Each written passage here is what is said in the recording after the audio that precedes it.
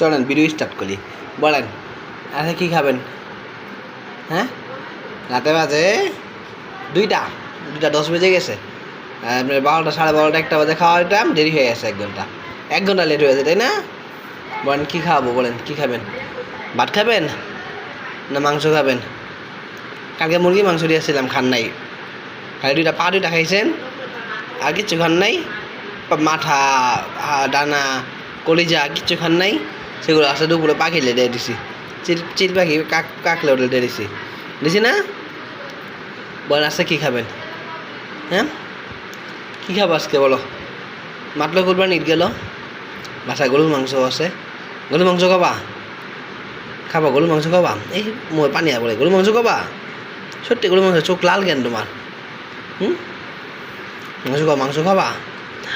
তুমি মাংস খাবা?